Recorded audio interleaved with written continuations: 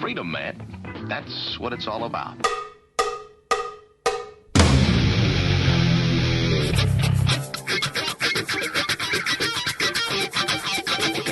You've got to groove on freedom, like the good book says.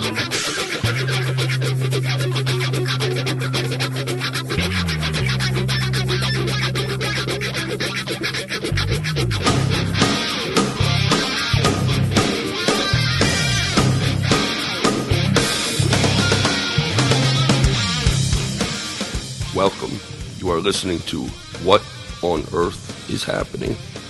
This show will discuss the topics of human consciousness, mind control, natural law, the occult, and all issues that affect the freedom of the people of Earth. What on Earth is Happening will endeavor to shine light upon the darkness of our world and to offer empowering solutions to the problems we face as humanity approaches its critical moment of choice. And now, here is your host, Mark Passio.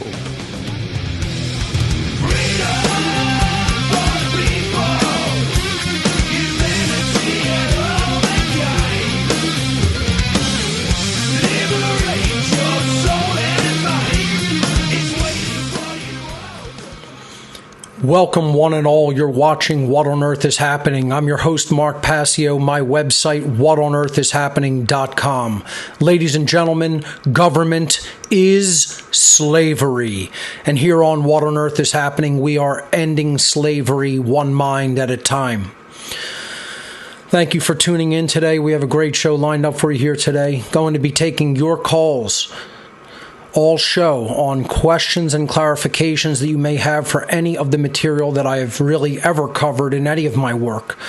So an all call-in show coming your way today. Today is Sunday, April 30th, 2023. This is episode number 272 of What on Earth is Happening. And remember, What on Earth is Happening is a tapestry of information. The recent shows have prerequisite knowledge that is covered in earlier shows. So if you're a new viewer or listener to What on Earth is Happening, you should not listen from this point. You should go back to episode number 1 and listen to the shows in order at your own pace, and that is the way that you will gain maximum value from the information that has been put out through the history of this show. That being said, before we go to the calls, I want to go over a few event announcements and let people know some pretty cool things that are coming up related to What on Earth is Happening. So let me jump over to my slides. Thank you, as always, to Will Keller for the great artwork that he does for each What on Earth is Happening show. Again, this is episode 272. And it's an all call-in show today. I've been doing mostly guests and call-in shows this this season of the show, because I've been so busy with organizing and basically bringing my new place together. For those who don't know, I just went through a move. It was a forced move due to a court order. Again, I didn't really get too much into that. It's more personal. But I have moved out to the suburbs surrounding Philadelphia. And so far, so good, transitioning into the new environment. As you see, I'm still doing the show from my office. Hopefully, I'll have a full studio set up in the next couple months and maybe go back to doing a 3-hour show with a full production crew. We'll see how that goes. But I want to just show people I have an office set up here. I haven't shown them the full view here. I've only shown it in window. Let me switch over to the full view here. You can see my home office, with some of my merchandise set up here. Been working steadily to basically set this up as a good, healthy production environment, working environment to work out of on a daily basis. So I just wanted to show people that. I also got a little bit of new lighting, a little small lighting rig for my at-desk production here. So that's looking, making the camera look a lot better. All right, so let's go back to the slides. and let's go forward. Again, we're on a 2-hour format this season, at least at the beginning of the season. Again, we'll see how things go with the setup of the new studio and whether a production crew can come in-house and produce here at my new place. So if that works out early, so be it. If not, we'll do that next season. We'll see how it goes. Right now, we are still, of course, on a 6-month schedule from January through June with the live show because I dedicate all of my attention from July through December to teaching the How to Become the True Media seminar, which is extremely important for people who want to become a content creator, want to speak the truth out to a live audience publicly, and formalize and immortalize their information and get it out there to the public at large. So How to Become the True Media is coming up. Actually, we have already been in 1 month of the opening of the enrollment. Enrollment opened last month in April. Well, I should say this month. We're on the last day of April today. Today is actually Walpurgisnacht, the beginning of it. Walpurgisnacht begins, it's the highest holiday of the occult year, especially the dark occult year. Again, people should be vigilant for false flags today and tomorrow, for mass ritual sacrifice events, as we talked about regarding the season of sacrifice in the occult world. I love to see that other researchers are covering this, are talking about it more, are making their audiences aware of it. So I hope people keep up doing that because that's the only way to get that information out and make sure that people are vigilant about what these sick, twisted, diseased religious psychopaths do each year. They opened up this season with mass ritual murders events in the form of mass school shootings, horrific events, and again, these are orchestrated events. They do this every single year, just about. And, today and tomorrow from, sundown through sundown tomorrow is Walpurgisnacht, and it is the height of their ceremonial ritual sacrifices on May Day, Beltane. So again, be vigilant for that. Just wanted to let people know regarding today and tomorrow's date. But going back to the slides, How to Become the True Media has been, the enrollment for this seminar this year has been open since April 1st. It will be open until the 4th of July. So How to Become the True Media is an online technology skill sharing seminar. It's an intensive 23-week seminar hosted by me on the Telegram platform every Monday evening from 8 p.m. to 11 p.m. Eastern Time from Monday, July 10th through Monday, December 11th, 2023 for a total of 23 class sessions. There is limited seminar space available in this year's seminar, and we are moving toward, more enrollments filling that up. So don't wait until the last minute. If you're going to take this seminar, you want to enroll now to make sure you don't get locked out and you do get a seminar seat. So enrollment's been open since April 1st and will close on July 4th. For the entire curriculum that we're going to cover, basically we cover everything from basic operating system skills all the way up through doing an audio or video podcast and putting your own website online. That's what How to Become the True Media is all about. We'll teach you everything from learning the file system of a computer to making documents to, producing audio and video, and again, culminating with how to put a website online. So for the total curriculum listing, you can visit the website howtobecomthetruemedia.com.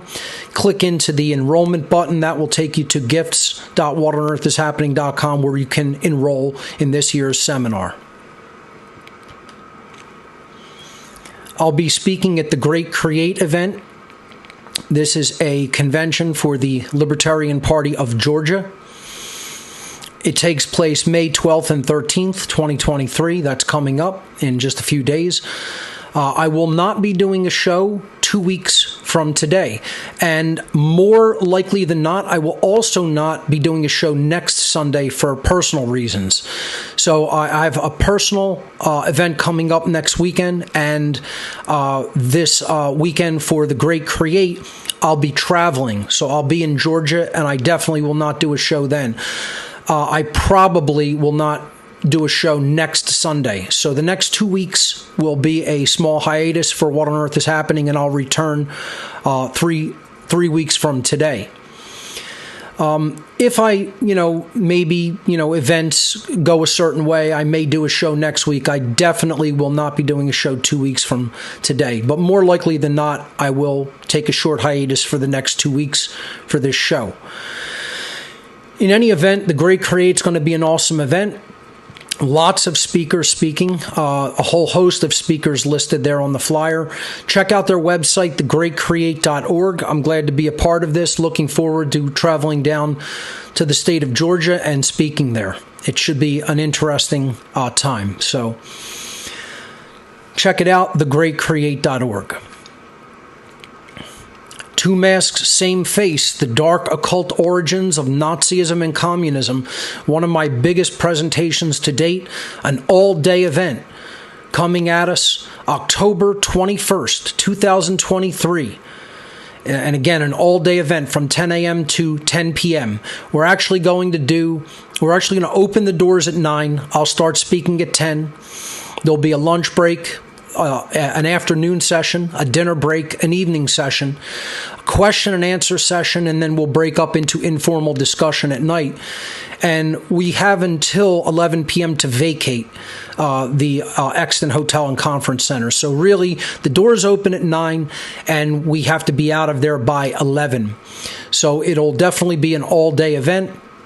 It's at the Exton Hotel and Conference Center at 815 North Pottstown Pike in Exton, Pennsylvania. It is a $60 private donation to receive a private invitation to attend live. There is limited seating available. There are exactly 300 tickets available for this event. No more, no less. That is what the room holds in seating. So once we hit that, it will be a sold-out event, and no one else will be able to attend. So there is limited seating available. Tickets go on sale tonight. Tickets are available via private donation, I should say, tonight at midnight Eastern Time. So after the show ends, about 7 hours from then, you will be able to donate to attend live. This is a live event. This is not going to be streamed online. This is not a online streaming event. This is a live event at the Exton Hotel and Conference Center in Exton, Pennsylvania on October 21st. And the tickets for this event will be available tonight at midnight Eastern Time. So that is my little counter act toward the dark occult doing their mass rituals, this evening. And this is an event to spread awareness that these are simply two different wings of the same bird of prey. They're two masks on the same face of the dark occult religion. So if you are in the area, or even if you're going to be traveling, we'd love to see you at this great event coming up in Exton, Pennsylvania this October.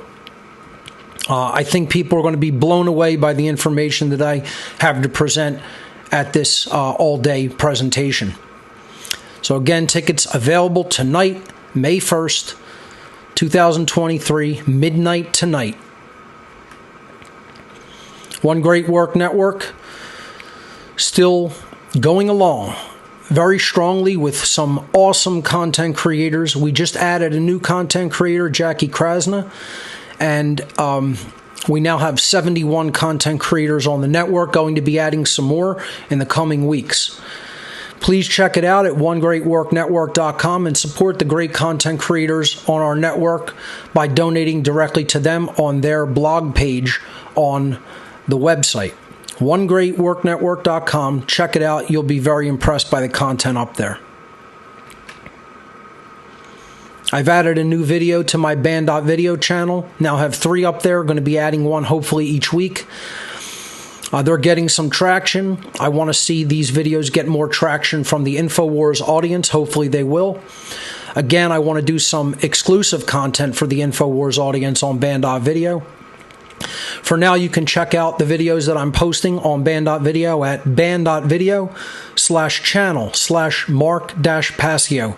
That is my Band.video channel. Check it out.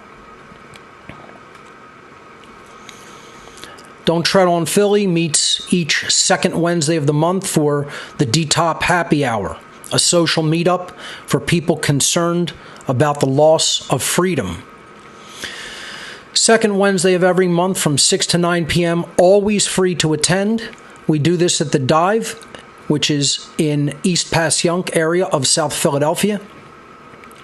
Check out the website don'ttreadonphilly.com or the Facebook page Don't Tread on Philly for more information. Inquire and Inspire Documentary Movie Night takes place on the third Thursday of every month, 6 to 9 p.m. at Arnold's Family Fun Center in Oaks, Pennsylvania. These are always great events. We hope to see people out there. The last one was just great, really good turnout. Great documentary about Kathy O'Brien and her incredible ordeal that she endured. Always free to attend. InquireandInspire.com is the website. The What on Earth is Happening IPFS project is still ongoing. I'm going to be setting up a node tomorrow. And we have at least 3 nodes online, moving toward a 4th, and hopefully we have at least a couple more coming before the end of the year. If you want to help make What on Earth is Happening's content censorship proof, you can visit whatonearthishappening.com/IPFS. Fill out the form to get preliminary information about participation in this project.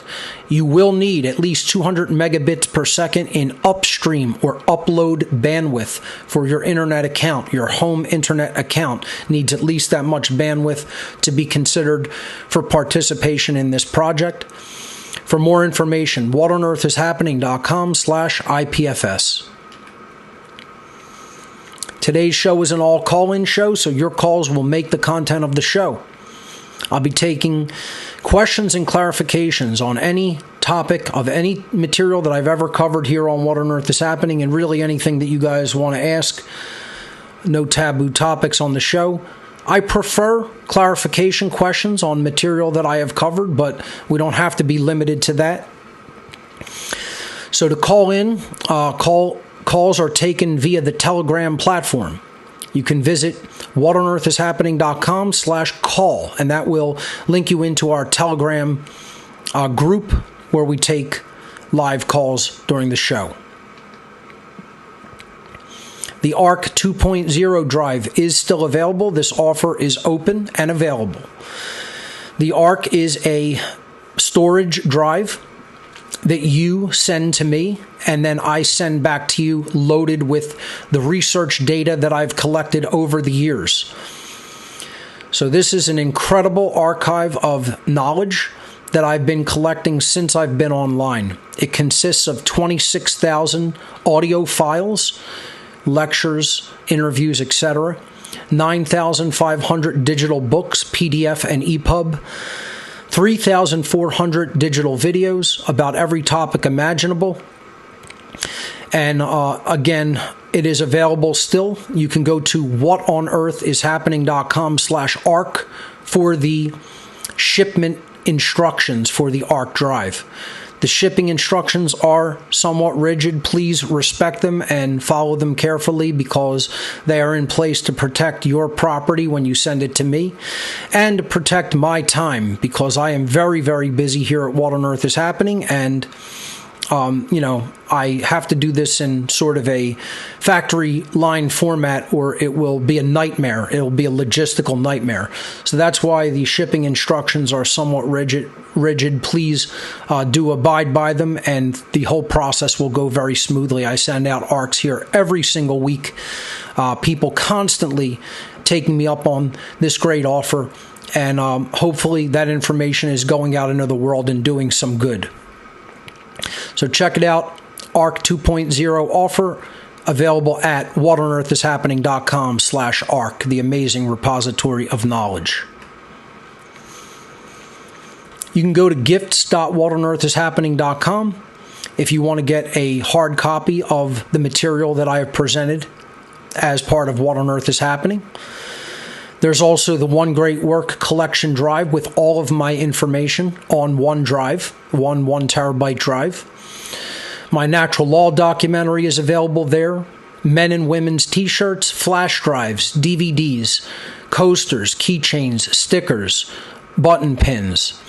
You name it. Technology donations. You could subscribe for the How to Become the True Media seminar. Enroll at Gifts. And I'll be adding a new category up there called live events. Actually tonight at midnight. And the Two Masks, Same Face tickets will be available in the live events section. So check it out, gifts.whatonearthishappening.com. Something there for everyone. If not for yourself, pick up some items and give them as gifts to family and friends.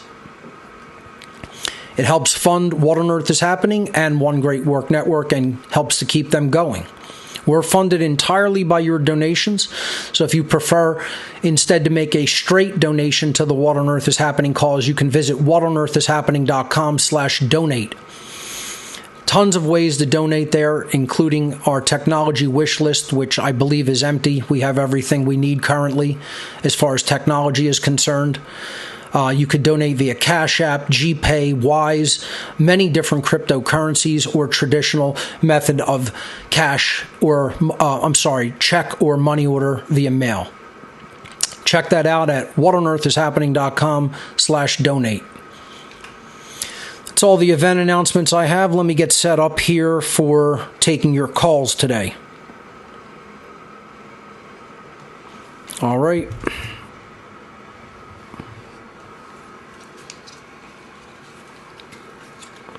Here we go, folks.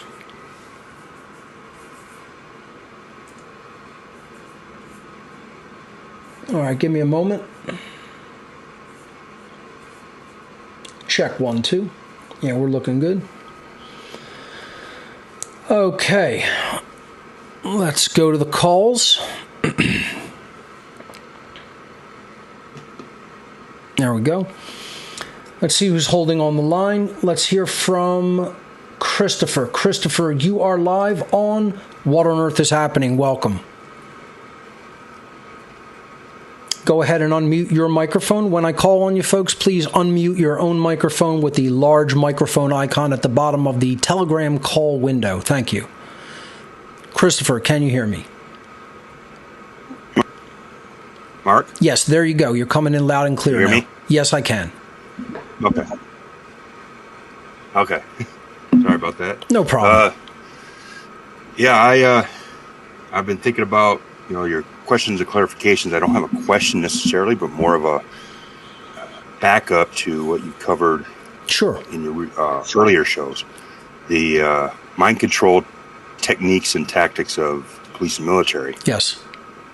I can personally attest to that. I was a Marine, and I wanted to give kind of an antidote to just the mindset that we had at that time. It's a very small thing. Might seem trivial. Can you do me a favor and just mute the audio in the background? It's echoing through. If you could. Give me a second. If you can't do it, it's no problem. We could deal with it. You can continue. That sounds like you cleared it up. Thank you. Yeah, I had your website up. No problem. Listening to the live stream, so I was trying to get that closed out. Yeah, no problem. So you were saying that you had some personal experience with the mind control methodologies that are used to basically brainwash and control the minds of police and military personnel. If you want to give your personal anecdotes regarding that, go right ahead. I'd love to hear them. Yeah. Well, first of all, the Marine recruiter was honest when he said that we're going to break you down and build you up how we want. Sure. I mean, right there should have been a red flag. Sure. My own father said, "Don't follow an order to commit murder." That should have been number 2. Was not. Still joined. But while I was in there, we were watching. It was the first time I watched a movie called Meet Joe Black. I'm not familiar with that one. What's that about? That's what's his name? Brad Pitt and Anthony Hopkins. Anthony Hopkins plays a CEO, owner of a corporation, and apparently his time has come, and death is going to go and speak to him directly. Well, he needs a body, so he takes this character named Joe, who actually wound up running into the CEO's daughter, and like they had a moment there. They like fell for each other or something, but they were walking separate ways, each one of them looking back. This is the scene that we were watching, but neither one of them made eye contact. He looks back one more time and steps out into the street, and he gets hit by a vehicle, which flings him up into the air. He comes down and gets hit by a second vehicle. And we paused it. We laughed our butts off, paused it, like maybe from shock at first, I don't know, but rewound it, watched it again, rewound it, and watched it in slow motion. All the whole time we're sitting there, laughing it up about a guy who just got hit by a vehicle. So just the morbid, dark kind of aspect of the mindset that we were in. Right. I've thought about that a lot. I'm like, how could I laugh at such a thing? And of course, they'll prey upon that. They're preying upon the potentially psychopathic tendencies in individuals, and then putting them further into the R complex of the brain with the kind of small traumas that they put people through, like waking them up in the middle of the night to make them line up in formation, providing low nutrient sustenance that is very, very high carb but low nutrient dense. That puts the body through trauma, that puts the brain through trauma, and then people are just ripe for the repetition methods, the chanting and singing, etc. These are all cult techniques, as we've talked about a lot here on What on Earth is Happening. They're almost identical to all of the mind control techniques that cults have used over the years. And they go for the younger people, and I think it's due to a large extent. They've come out over the recent years saying that your brain isn't fully developed till you're about 26 years old. And maturity level has a big play in that too. Of course. So they go for the younger guys because, well, they're young, cocky, and dumb. And I will say this, though. I was 13 years old when I witnessed Waco and Ruby Ridge, on TV. So I had it in mind that, am I going to have to face these assholes someday? Why not have them teach me their tactics, So that was half kind of there, but one of the reasons a lot of people join the military is to learn the tactical training techniques that they teach people. And, it's definitely that's a very dangerous slope to go down, because people can get reeled into their mentality and mindset, even if they go in for that reason. I think that there's plenty of private training available, plenty of techniques out in the open through field manuals and things like that, and training exercises that people can pay to undergo. I really don't think it's necessary for private people who want to learn tactical training to bother going into an institution any more than it is necessary for people to go into a Masonic lodge if they want to learn the esoteric knowledge that is traditionally been held within the free Masonic lodges. That is all out in the open, just as these techniques are now out in the open. Of course, there's something to be said for training in a environment such as they provide, but again, I don't really think it's necessary. I think it's too much of a trade-off to go through their to be run through their gauntlet, so to speak, just for that education, if you want to call it that. Yeah, I agree totally. I don't recommend that to anybody who's hearing this. If you have any kind of notion to do that, I wouldn't do that. Stick with, unconventional methods, thinking outside the box for that kind of thing. Sure. You could go and study strategies of Native American tribes. They were militarily superior to our own army. The only reason they got beat was because we went after their food source. And economically speaking, they got defeated in that sense. But when it happened out on the battlefield, they were superior, just ask Custer. He learned the hard way.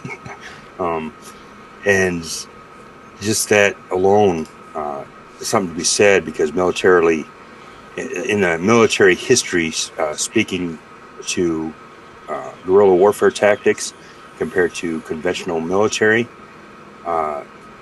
they really don't hold up. People talk about, they got tanks and planes and this and that, but there's a chink in every suit of armor. Yeah, they're not going to be fighting that type of a war where they're saturation bombing the populace. They're going to be fighting an asymmetric urban warfare strategy, and that's going to be very difficult with the types of numbers that we're talking about and the land area that we're talking about in the United States. People don't understand how precision tactical strikes usually are, because they've done very little in the way of homework of studying military tactics and training, and they think somehow that a large army is going to be somehow superior to distributed fighting forces that are using asymmetric techniques of warfare. It'd be very difficult for even an army such as the United States Army or any of the armed forces of the United States to fight a very long-term entrenched warfare in an asymmetric environment such as in the urban United States. People think somehow that they would be, invincible or something, and nothing could be further from the truth. That's why they want to get small arms away from people. Make no mistake about it. You're right about that. And I mean, there's books out there by the Swiss General Total Resistance that is out there that speaks to, just all kinds of methods to defeat invaders and whatnot. But the problem is, we don't consider that we're the invaders now, and that's where the mind control comes in. They sit there and they romanticize the crap out of joining the military or police. It's Hollywood right there. Lethal Weapon movies. The founders of this country were all opposed to a standing armed force. They did not want a standing military. They considered it a direct threat to the freedoms of the people, and even more so than a direct military force. We have militarized police that constitute a standing army in just about every single urban center of our country. The founders would have been horrified by this. They warned against it almost continually. They thought that it was a horrid practice to even maintain a long-standing armed force. That's what the militia was supposed to be at the ready for, to defend against armed invasions, external, or insurrections that were unjust internally. And then the militias would be called into a organized fighting force, standing army, and then it would be dissolved after the threat was dealt with. People don't understand this, and they don't understand why the founders considered standing military a direct threat. It's because anybody in government that could get a hold of the reins of power over that military could use it for tyrannical purposes, and that's what we see today with all these imperialistic wars of aggression that never end. It's just the dark occult behind the government. People will call it the permanent state, or the dark state, or the deep state, whatever term you want to use for it. It's the occultists behind the scenes, basically using that warfare apparatus for their own purposes and their own long-term fulfillment of their desires. and keeping people under their thumb. So the founders continuously warned the early American citizenry about that, and we just didn't want to listen. People think that they know better. They think, oh, these were just old white rich men who, thought that they knew better and, somehow thought that they were superior to others. And people think that they're somehow more intelligent and wiser than their conventional wisdom that they put out. And when you really read the founders' writings, and that's why they don't want you to read them, you understand that these were very brilliant people who thought long-term into the future and understood what would materialize, and they were practically prophetic when it comes to what they envisioned coming. And they tried their best to warn people about it, told them that they would have to be vigilant in order to maintain any modicum of freedom. And the modern people didn't want to listen, wanted to think that they knew better. And that's why we're in the situations that we're in today, unfortunately. And people will disagree with that till their dying breath, and they're incorrect. What I just said there is correct, and if you don't think so, you're wrong. Not talking to you, Christopher. I know that you know what's going on regarding that. But I want to thank you, Christopher, for your call and anecdote regarding the police and military and their cult brainwashing techniques. You're absolutely correct. That's what they employ almost continually. And the people who go into that as an institution, you don't know what you're getting into. You're basically going to be brainwashed by sick Satanists, is really what's going on within all the armed services, and once again, it's usually dumb people. It's young, dumb idiots that think that they know better, and you guys know shit because you haven't been around that long. You don't know what you're talking about. You think you know, and your head's full of shit.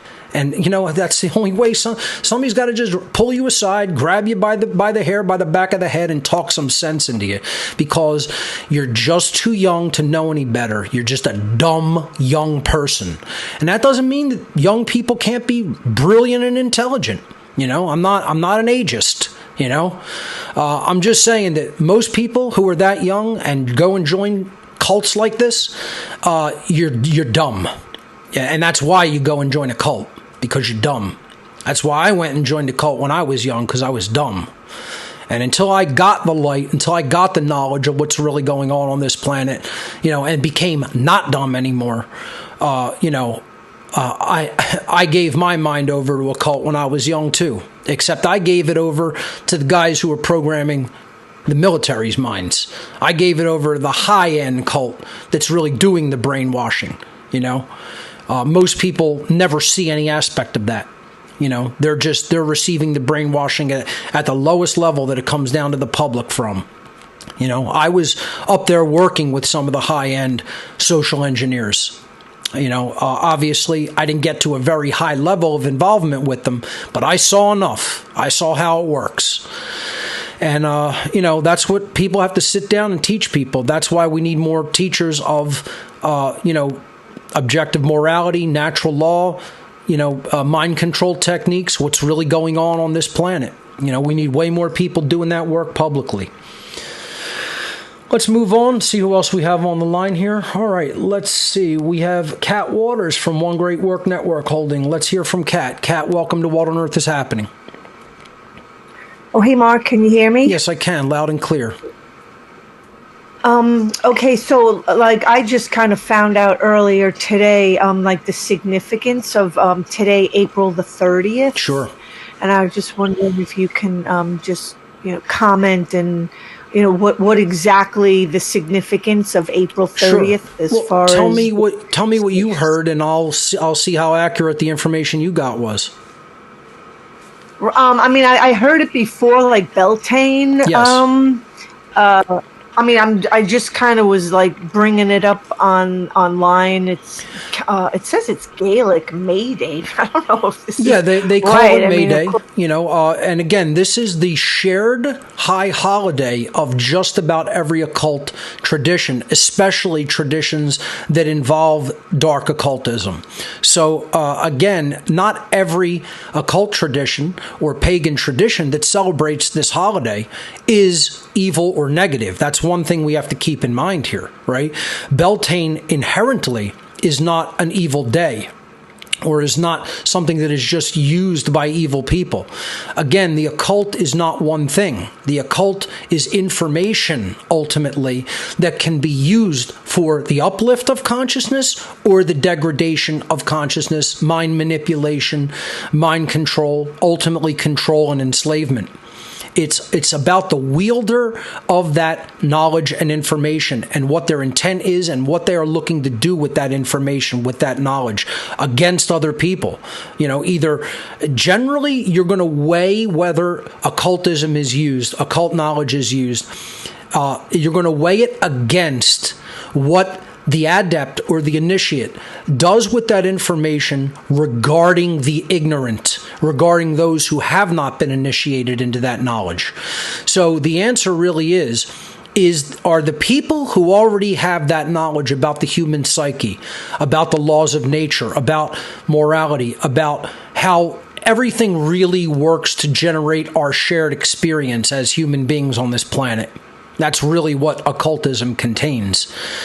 Are the people who hold that knowledge using it for toward the ignorant who don't know it yet, toward their uplift and their edification, their learning process to awaken them, to make them aware, to make them enlightened?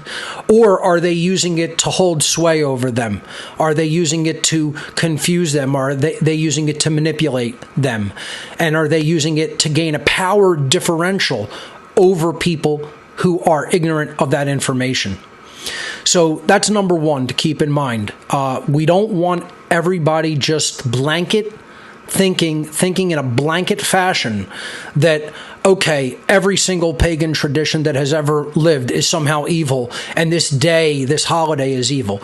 This was the culmination, traditionally, in pagan traditions of the fertility rites of spring. So May 1st is the midpoint of the spring season. We are now right at midpoint of spring. Spring begins March 19th/20th and proceeds to it closes at the let's see, it would be the very beginning of summer is June 20th. So into the beginning of next month, or into the second half of next month in early June, when we hit the summer solstice at June 20th, 21st. That is where you're going to see, the end of spring season. So May, right in the middle, between when it opens in late March and when it closes in mid to late June, the midpoint is right in the middle of the beginning of May. Okay, so that's when it is celebrated. Okay, they're celebrating the culmination of the growing season, the planting season, I should say.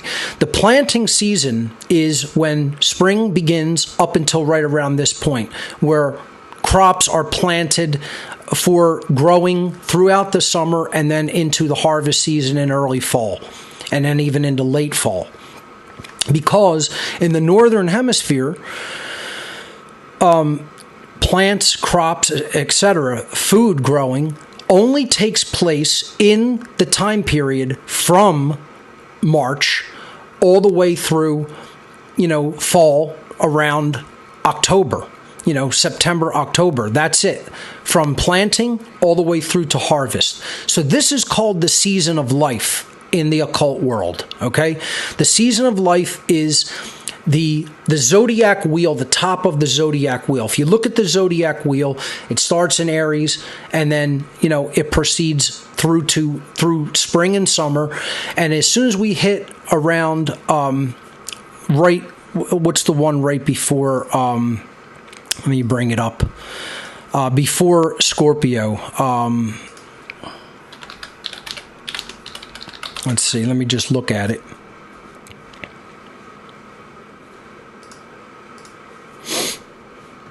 I'm just bringing up an image. Okay, so Libra.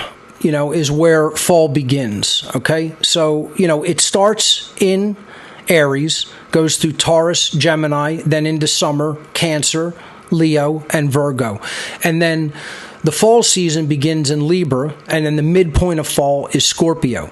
Okay, so at that point, after we cross the line from between Virgo and Libra, we're entering into what has traditionally been called in the occult world the season of death, right? And that lasts from Libra all the way through Pisces, going through the fall season, Libra, Scorpio, Sagittarius, into the winter season, Capricorn, Aquarius, and Pisces. And then, again, the year begins again at springtime, coming in at Aries at the beginning of the spring equinox. So the point here is that there is a planting season, there's a growing season, there's a harvest season, and there's a season where nothing really grows in the northern hemisphere of the earth. Okay, so what we have to understand is that the occult holiday year is centered around the growing of food. And this is what we mean by the fertility rites of spring. The fertility rites of spring are about giving thanks and energy to the earth, the sun, the ground, the soil that would give plentifully and provide enough food for everyone to survive. And again, these rituals of fertility were usually traditionally done around the early and mid-spring season. Okay, so particularly around the midpoint of spring, which is Beltane or May Day. And again, Beltane is a reference to the sun. It's a reference to the sun god Bel or Baal or Bill. Okay, whatever name he was called, it was a B-L sound, the consonants B and L. You could trace it down through different ancient cultures and lineages. In some, he was named Bill, in some Bel, in some Baal, depicted as a bull. Again, that was when the sun was in the Taurus. The equinox was in Taurus. Okay, going back thousands of years ago. So we are talking about Bel's wheel. Beltane literally translates from, I guess, the ancient Gaelic, / Old English languages to the wheel of Bel. So Beltane is literally a reference to the zodiacal wheel. All right. So again, that's not negative in and of itself. Okay. It's just saying it's about the sun upon the circle or wheel of stars of the zodiac, okay, which we've covered extensively in What on Earth is Happening in previous shows, in prior material, going through all of the constellations of the zodiac and these times of the years and the Sabbats that are celebrated in them. So, again, great question, Kat. The whole idea here is it's not inherently something that is bad, right? It's something that ancient peoples and particularly pagan peoples would have celebrated as energy, that is a cyclical energy of the year that is sustaining us through the sun and the earth and bringing us the food through the growing and harvest seasons that we need to sustain ourselves through the season of death, through the fall and winter time periods of the year, where food does not grow abundantly in the northern hemisphere, where the bulk of the human population actually lives, because the bulk of the land mass of the earth is in the northern hemisphere. That being said, these traditional fertility rites of spring were twisted and distorted by ancient cults that became dark occult brotherhoods and became Satanism and dark Luciferianism. The cult that essentially has taken over our world is this deformed, twisted, degraded variant of these ancient cults of antiquity, namely the stellar, the lunar, and the solar cults of the ancient world. They distorted their belief systems and twisted them all up through inversion, the whole inversion principle of turning everything that is good into something that is bad. And they made it into a literal human sacrifice ritual. So tonight will be the culmination in the dark occult calendar of the year of the time period, the single day that the most actual ritual sacrifices take place. And I'm talking about actual human sacrifice that is still practiced in our world. Okay? Tonight is the day that the dark occultists, again, these are not traditional pagans / traditional, occult groups. We're talking about the true distorted inversions of these old religions. And they're the people who really have the reins of power today, who I refer to as the dark occult. Some people, again, call them the deep state, the dark state, the permanent state. Some people refer to them as the Illuminati. I've made very publicly known I personally don't really like that name for them because it means enlightened ones, and they're not enlightened. I just call them the dark occult, because they're occultists, and they've gone into a sick, demented, deranged, and psychopathic direction with their occult beliefs. So instead of believing that they're just celebrating amongst people energy and life and the earth and having a fertility rite of spring, these distorted occultists, who I refer to as the dark occult, have twisted it into blood murder rituals, and they believe that they have to give blood to the earth to ensure a bountiful harvest for their food. They're feeding off of that energy of bloodletting and then actually utilizing it, because again, adrenaline flows into the blood upon trauma and torture. And they'll do this to people and then harvest the blood and then actually drink it, so that they're taking in those adrenal excretions. And they believe that elevates consciousness, makes them aware of things that other people are not, gives them strength, gives them vitality, gives them youth, etc. It's a distorted, crazed religion. These people are madmen, madwomen. Does that mean?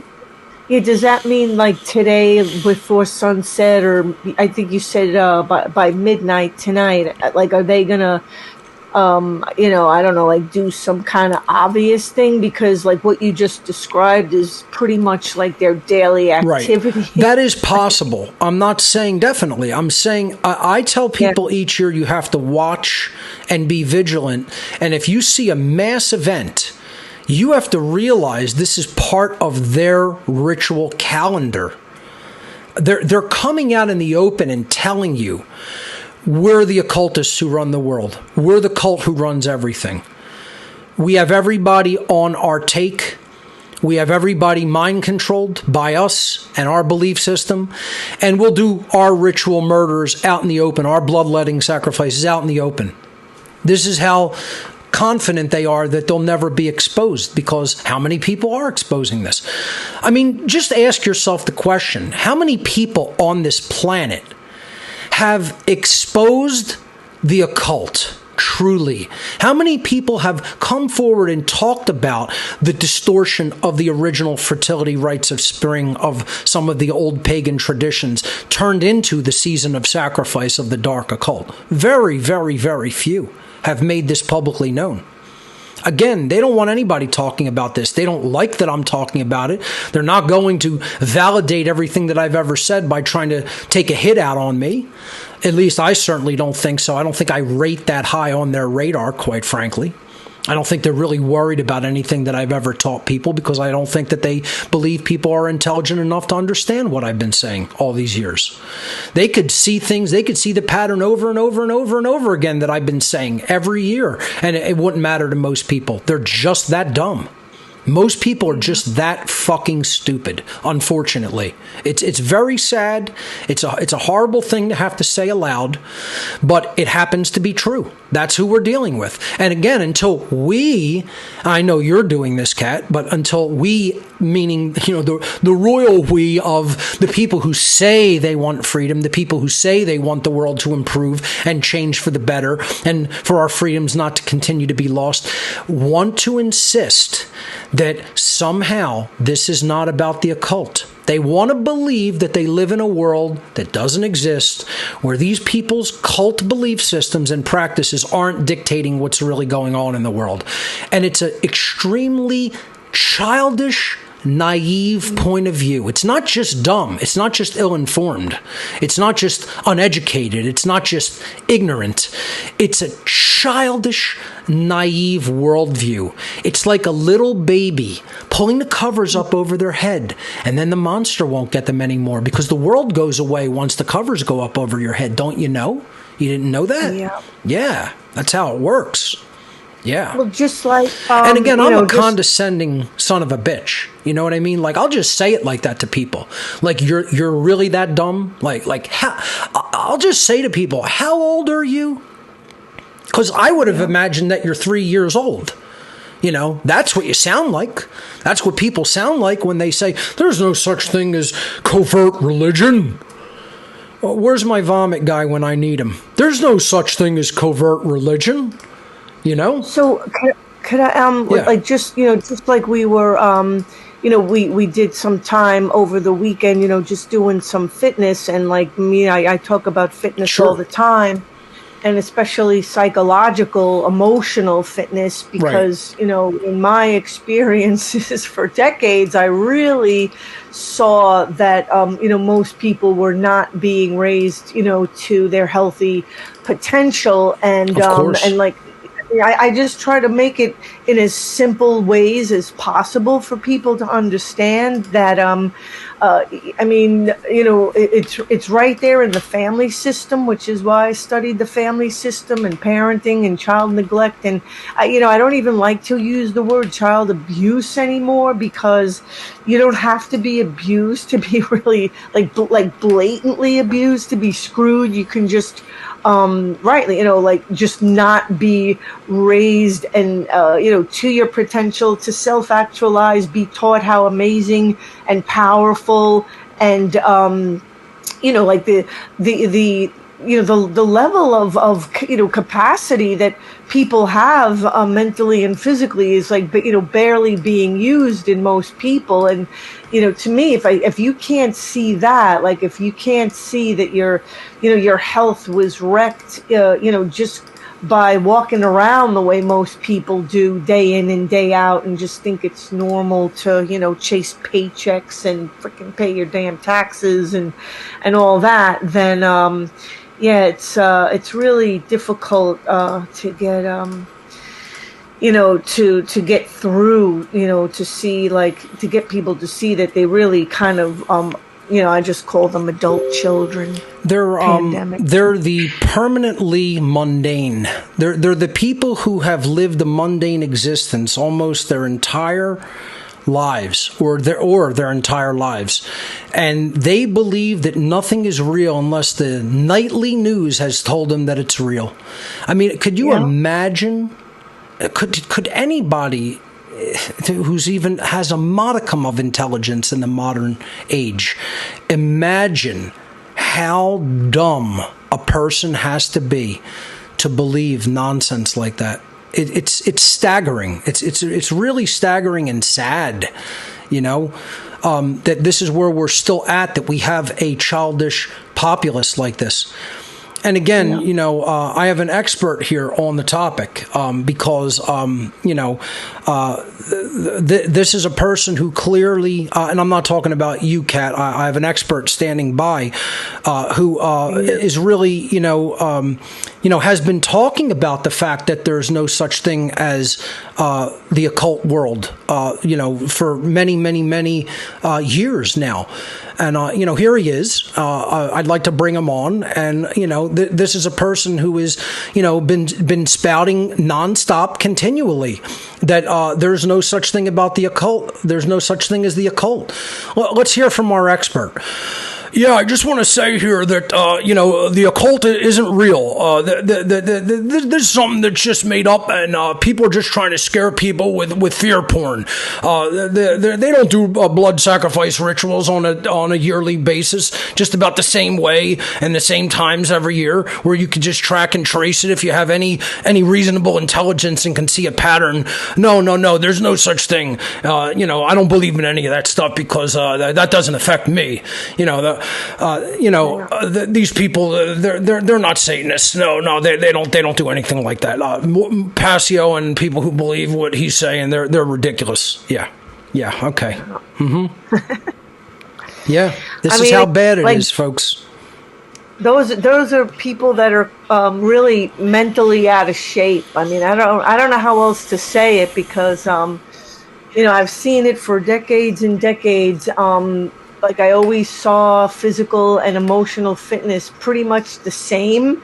And as easy as it is to be physically out of shape, you can be emotionally out of shape. And then when truth and facts and things that make people like uncomfortable or inconvenient, I mean, the same response occurs. I mean, they don't want to be made to be uncomfortable. They really push it away. And like, I've always pretty much dove into discomfort, like try to get people to move towards discomfort and pain. And, I mean, not pain, but, just things that are inconvenient because that's the way to fitness.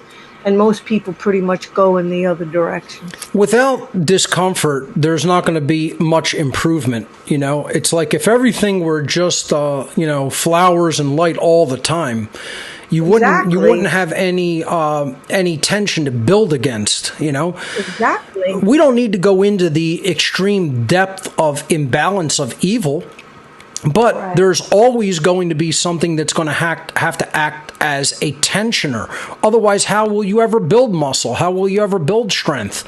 How does your heart pump? Right. But going back to what Beltane really is. Again, tonight it's just all over the world that as it turns midnight, you're all over the world, they will have rituals with blood sacrifice in them of animals and people, and largely children, and probably young animals. They believe that the sacrifice of innocence somehow gives the greatest energy. And look, youth and innocence is a high-level energy. Make no mistake about it. But they believe that they have to squash that out. They believe that they have to distort that they have to put it down, murder it, etc. And that somehow that release from that blood is going to nourish and sustain them. This is where this cult's mindset is at. And when I give Two Masks, Same Face in October, I'm going to talk about that. These are the political factions. The political factions are just masks of this cult. And I don't care whether we're talking about Republican, Democrat, right? Whether we're talking about just left-wing, right-wing, whether we're talking about, socialist slash, fascist, all the way up to Nazi and communist.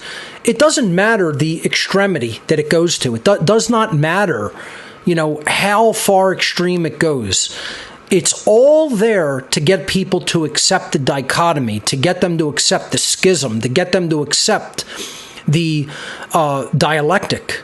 That is what it's all there for, And eventually they want to build it from, it's just left-wing versus right-wing politics, all the way up to which brand of evil do you want ruling you? Do you want Nazism ruling you? Do you want communism ruling you? Which faction of Satanism do you want ruling you? Because again, they share the same high holiday. Part of what I'll be talking about is just look at the holidays of the Nazi Third Reich. May 1st, right? The Festival of Light.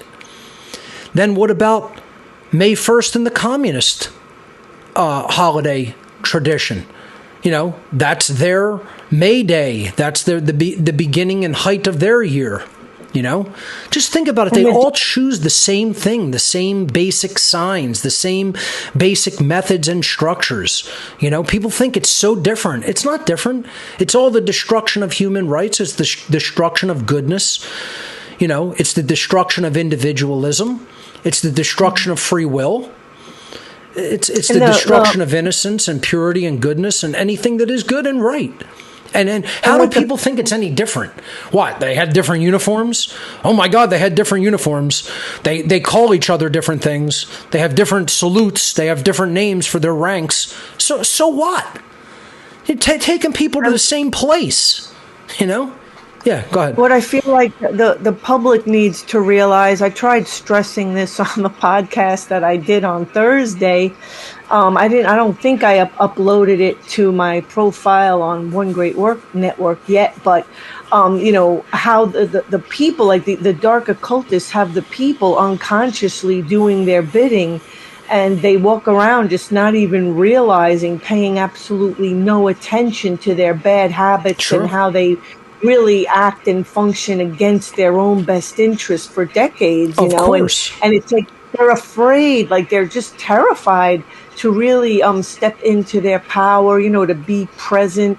And I just want to make this one last point about, because you said before about, the innocence and sacrificing innocence. And like that's how the whole system has functioned completely in the wrong direction of, nature. You talked about, the harvest and all that stuff before. Yep. Like, to me, raising children and protecting children is the greatest harvest that you can do, and not protecting them and sacrificing them and making it normal for decades. That's the greatest negative harvest. Exactly. Exactly. Yeah, exactly.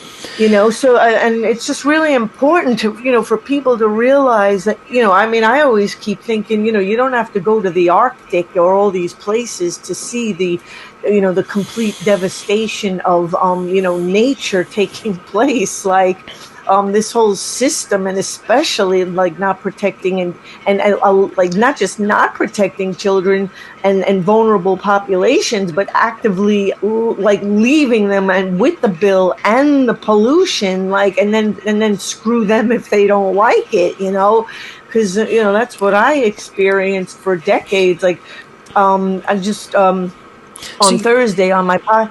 Yeah, just like they were talking about this East Palestine thing, and then this truck, taking toxic soil away from East Palestine that dumped over, like, with more of this toxic stuff, and the people that are just getting sicker and sicker right. and sicker over there. And I just basically try to show the parallels of things like that and that are going on today. All with of these continued environmental degradations and toxic spills and toxic chemicals being released into the air. That's all part of their ritual sacrifice as well, to degrade right. the earth itself. And again, one thing you have to keep in mind regarding all of this is innocence and purity is not the same as ignorance and naivete.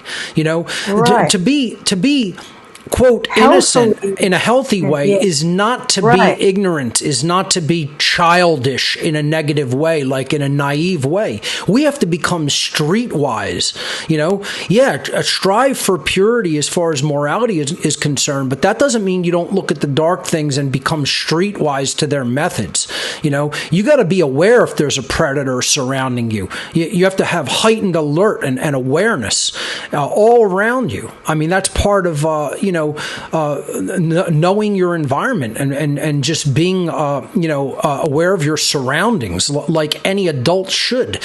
And again, the protection of innocence is one of the greatest, jobs. That's one of the greatest things that anybody could really be charged with. And that's, again, why we're failing so miserably as a people, because if people are failing as parents to educate their children, to take them out of childish naivete and prepare them for dealing in the world, prepare them for dealing with the predators that are in our world, and they're not doing that, then they're a part of the sacrifice of our children if they're not doing those things. Right. Yep.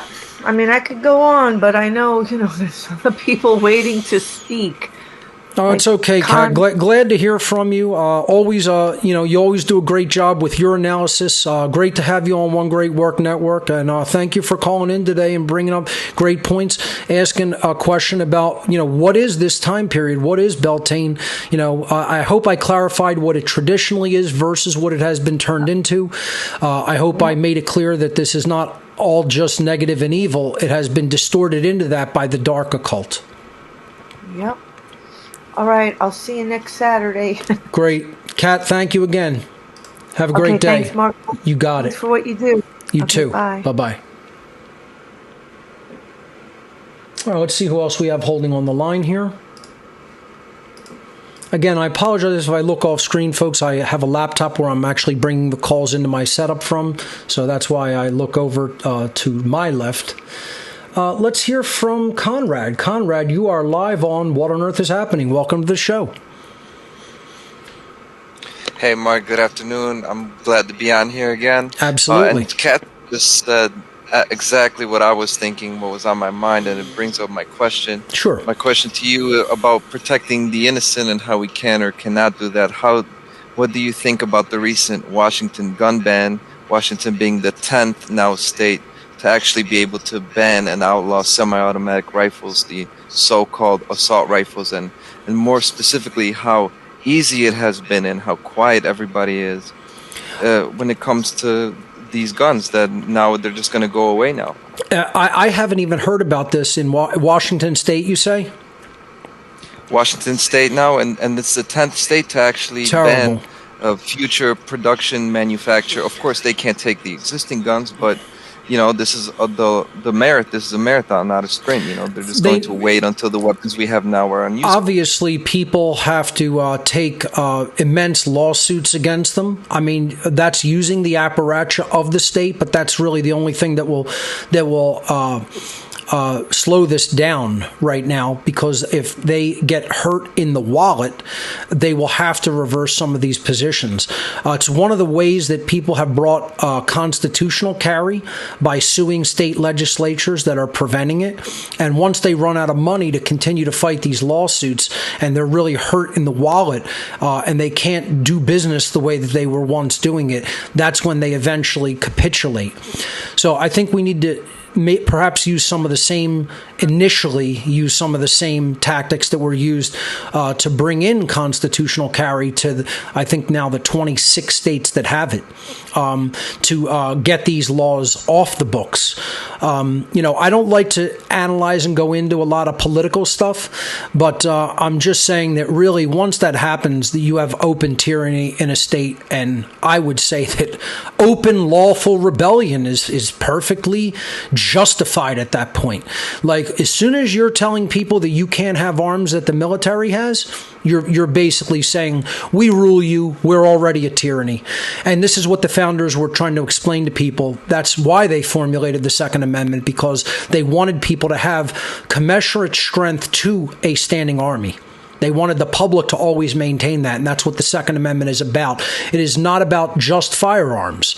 It is about all weapons, and it is not about any standardized state-run militias. It is about the people. They were very clear. I did analysis of these in 2 presentations, breaking down every word that the founders wrote in the Second Amendment and what it meant in the parlance of their times, what they said that they meant by it. And they were very unambiguous that they meant that the arms should be in the hands of all the people, because they knew that the militia was a distributed force that would be able to be raised quickly to fight any standing threat of a military, foreign, or standing army, domestically or otherwise. Yeah, that's what I would say is what we have to do is, number one, raise awareness of that. I had not even heard about that going on in Washington State. I think that lawsuits have to be obviously brought against them by, people who are like lobbyists and are going to stand for the rights of the people to have those weapons, which they absolutely have every right to have. So it's a tyrannical act, and the people of that state should already be in rebellion against an act of tyranny like that. They should be up in arms over it, literally. Right, But my state already has one of these in effect. Look at how blue slash, quote, liberal. It's a disgrace to the word liberal, which means related to freedom. How neoliberal, how communist, the state of Washington is. Oregon, Washington, California, basically the whole West Coast. I mean, the people there are general disgraces. Most of the population, I don't want to make a blanket statement and say every person is, but it's like most people who don't want to deal with those policies don't live there anymore. They've moved to other states with more sensible approaches.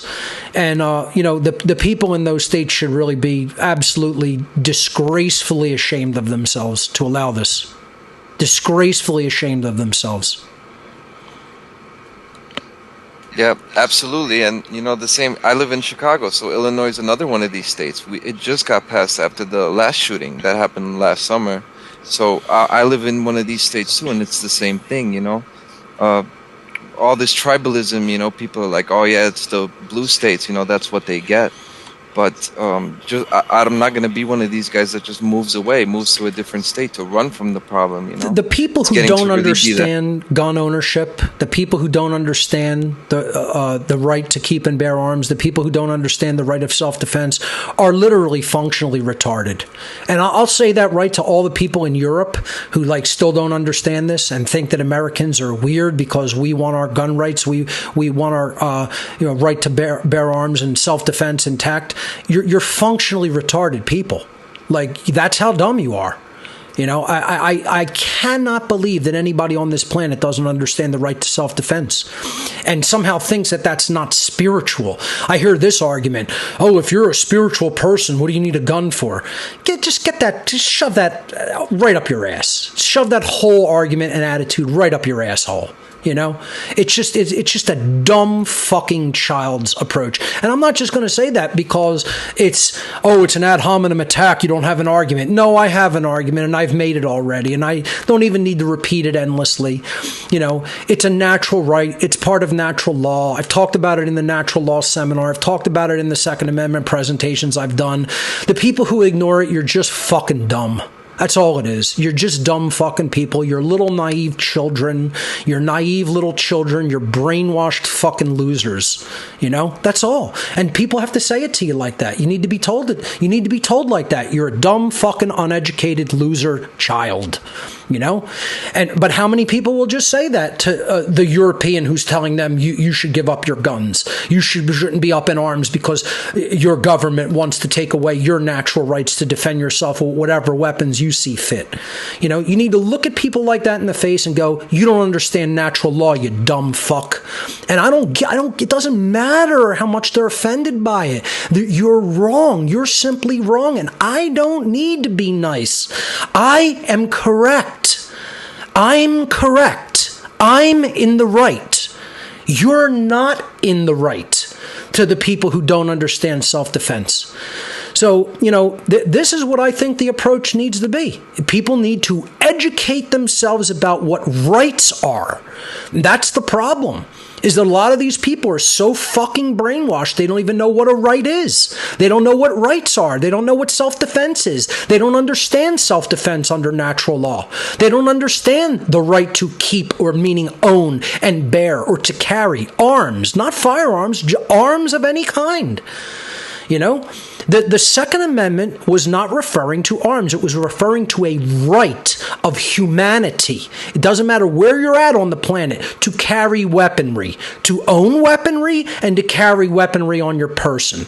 That is what it referred to. An existing right. It is not granting a right. It is not telling people that we're issuing this right. It is telling the government that was constituted, you shall never infringe upon this self-existing natural right that exists in nature inherently for all people. That's why it says, the right of the people to keep and bear arms shall not be infringed.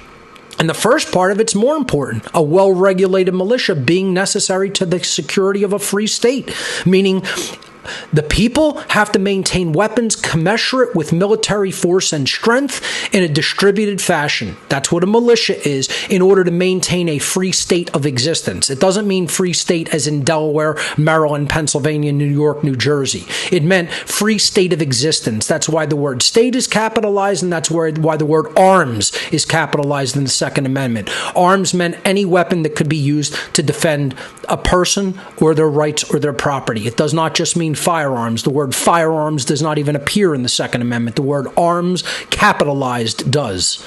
And again, this is what people are just totally ill-educated. They're unread, they're ill-educated, they're brainwashed, and they've had the inherent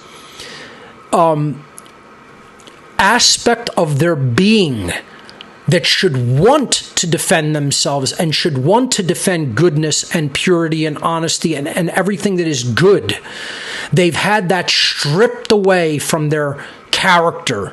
They've had that stripped away from the core and the essence of their being, and they're broken husks of souls. Let me just say this unequivocally, because, Conrad, your question has gotten me fired up here a little bit.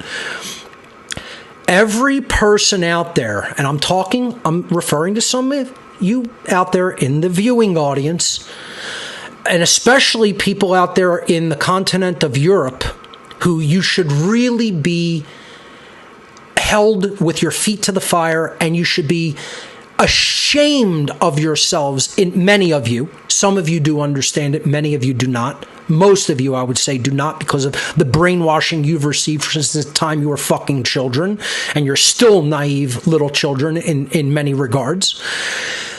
Any soul, any being on this planet that does not inherently truly understand the right of an individual's self-defense against the incursion against their rights with any weaponry, you are a broken husk of a soul. You are not a spiritual being. You are the antithesis of spirituality. You are the antithesis of enlightenment, meaning you are the exact polar opposite of what it means to be an enlightened spiritual being. And that means a huge part of your soul is a broken fucking husk. And come and see me about it, and we'll talk face to face, eye to eye, and I'll look right in your eyes and tell you that. Anybody who believes that there's no such thing as the right to defend yourself with a weapon, I'll look straight in your eyes and tell you you're a broken husk of a soul. And you don't understand spirituality whatsoever. Zero.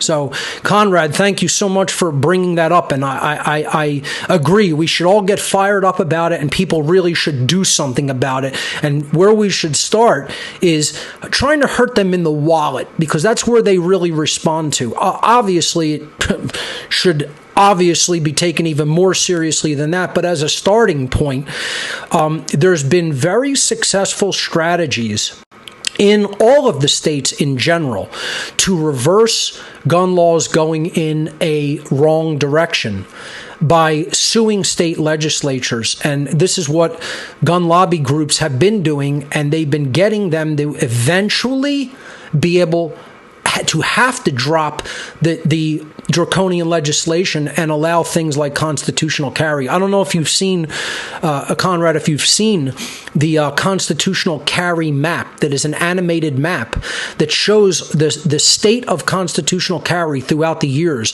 the state of basically gun permits all the way through to constitutional carry. They show the states where there is no issue, meaning that they're in flagrant violation of the Second Amendment, to a may issue state, which means you have to somehow prove that you're worthy of carrying a gun in the state's eyes, which is also a flagrant violation of the Second Amendment and people's natural law rights to own and carry weaponry, up to shall issue, which means as long as you don't have a criminal record, you just go in and get a permit, to all the way up to constitutional carry, which means the state is not involved, which means there is no permit. By default, you can carry a weapon. You can carry a firearm. with or without a permit. Doesn't matter. So this is what needs to be in place in all 50 states, is that there is no restriction regarding permits or the right to carry, on the right to carry. And we have 26 states that are operating correctly in the United States with full constitutional carry, and it needs to be all 50.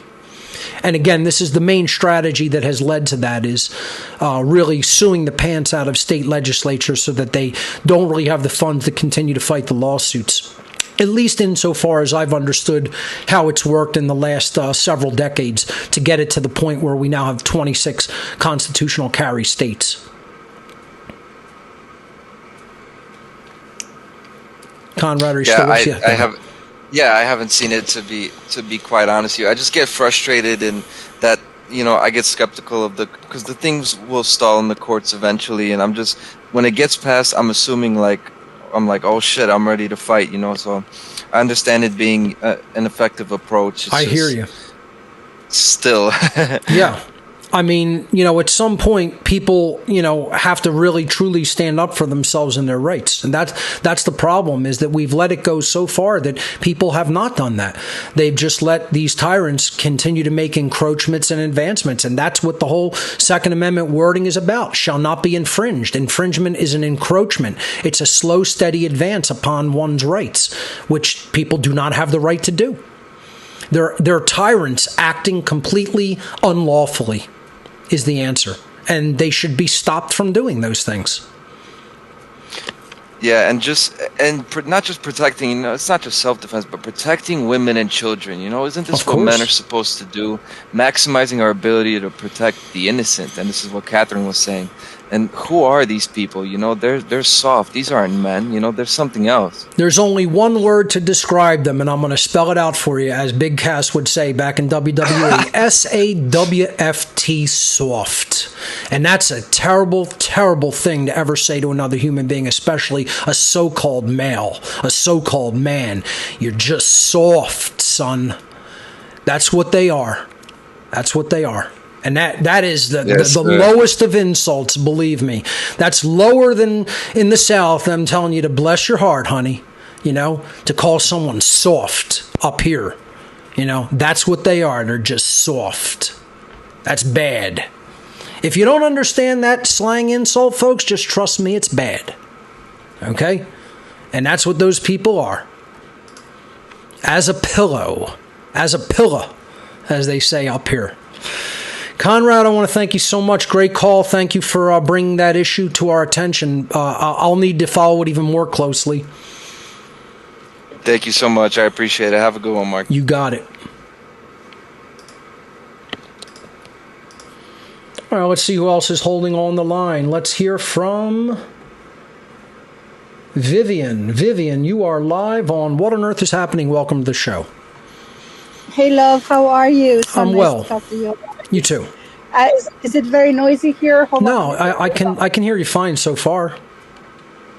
Just turn one of these things off. Okay. Hey, so I was thinking, I'm from Europe originally. I've been here 30 years. Mm-hmm. But originally I'm from Europe, and just having said that, just tell me their mindset when it comes to guns. Tell me their mindset when it comes to personal self-defense. Explain it from someone that has lived here for many, many years. I've only visited Europe. Beautiful, place to visit. As far as the mindset, as far as gun rights and self-defense, I don't know if I would want to permanently be around it. But tell me your experience regarding it. Well, I think it's several things. One, a lot of people went through horrible, horrible, horrible wars. For example, I'm from Spain, and, brother was killing each other. And, it was such a fucking mess over there. There were so many evil factions and propaganda. And people always, I think, come from a good place in their hearts that, they took up arms to defend the ideals that we're going to make a better society, and they were going to free the poor, and they were going to make factories work better. There's actually a very interesting anarchist movement in there of the people that, were teaching women and empowering people and starting schools. And there was all this mix of good and evil all barreled into one. And so I think, after it all ended terribly wrong, and we were left there for 40 years with a fascist. And even the countries that weren't left there for 40 years with a fascist, they went through another terrible wars. So I think from their perspective, so the rest of us, grew up without the guns because they were taken away from us. And they symbolized, horror and death and destruction and brother against brother. So I understand very well where they come from. But and also when you grow up without them at all, there's not only guns to hunt or whatever, you forget what another use could be. It's like everything. They're just a tool, and the tool can be used for many things. That's like right. You can butter your bread, or you can kill somebody, That's right, with a knife. So they forget, and they have that generational sorrow and suffering and horror, just hell, literally hell. Let me ask you this: how much in the popular culture, as far as, let's say, school teachers, even family and friends, parents, like when children are growing up young, how many of them are culturally indoctrinated to see the view, the actual mindset of most Americans? I'll say maybe at least half to 2/3 of Americans regarding the right of gun ownership as something that is somehow really bad and evil and somehow backwards. How much of that is pushed culturally and through pop culture in Europe? Well, it's an interesting question, because I think the view of Americans, for example, in Spain, I think it has evolved. But when I was, I'm 60 now. So when I was young, America was very well advertised. Not maybe in the sense of guns or anything, but, Americans were seen as powerful and resourceful and making things and solving problems. And we even got the propaganda that, you guys were trying to defend democracy or whatever, even though we had been left with the fucking fascists for 40 years. Sure.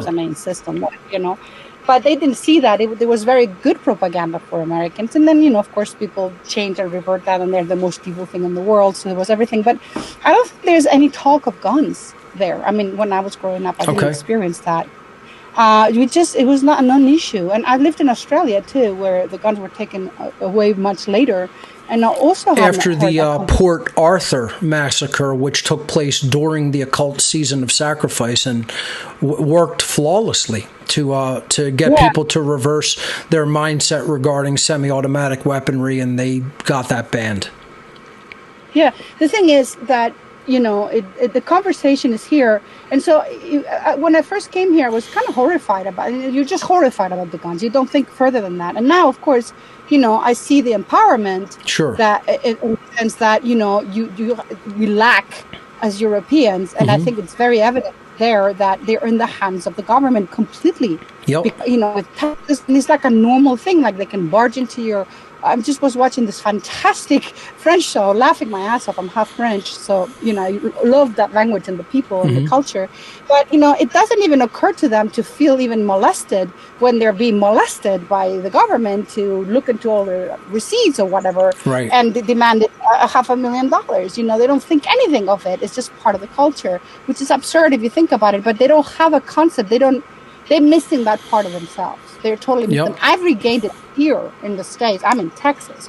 So at first I was like, oh, and now I'm like, I feel like a Texan. I feel like this, I don't want to call it pride, because it's not pride, but it's like very firmly planted on the earth. Right. In which you are, okay, this is me. This is how I live. This is my land. And don't come here barging in on me, because this is me. It's just great to understand human rights like that. Mm-hmm. That's where that wonderful, positive feeling, that emotion comes from, is when you stand within the rights, when you stand within an understanding of rights. It's an empowerment. Truth empowers. Yeah, and where there's no taboos, because I will tell you, this is a taboo subject in Europe.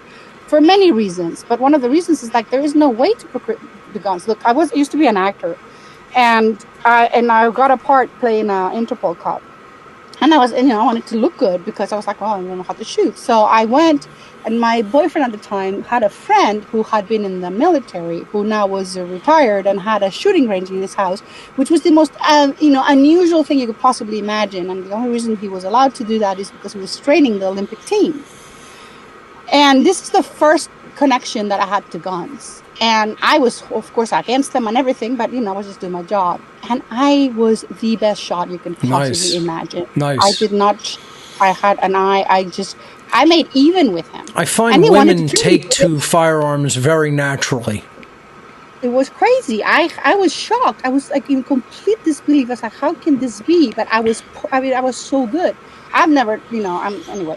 So, and I, of course, didn't want to do that. And then, of course, when I shot, I even made a mistake. I was so mad at myself. But anyway, but at least I knew how to handle them. And I understood, the love this guy had for this and the art that it could be. But the feelings, you see, that's what's missing. So people have no clue of that feeling. People have no clue of that feeling where you're empowered. That's why I said there's something that has been stolen from them, that has been ripped away from them. If you steal something from a child and they never know growing up that something was stolen from them, they live their entire existence believing that it is totally normal and natural for them not to have that. And that's what I'm talking about when it comes to the natural right of self-defense and the ownership of weapons. It's sad. I almost shouldn't really even try to degrade people. I feel sorry for most people in other nations, especially in Europe. I feel sorry for you that your soul has had something stolen from it. And unfortunately, the vast bulk of you, the vast majority of you, overwhelmingly, has not even recognized that something has been ripped away from you. And that's sad. Until you do, though. I mean, I'm a perfect example, right? I mean, of course, I've been here 30 years, so I'm half and half, right? I'm not one or the other. But to tell you that it can be found, it can be learned, and it just does take some sort of, direct contact with it. So I think as Americans, and there's one thing that is strange, though, but because in Spain or France or Italy, they have something that we don't have here, which is they revolt. And of course, it's not shown on TV, but I have my sisters there and I'm half French and, so I see things there. And you're referring to protest in the streets. They're big into that. Yes. They're super big, but the thing is, it's very powerful because 1 million of them will come out. And I've seen this in person, like 500,000, 1 million people will come out.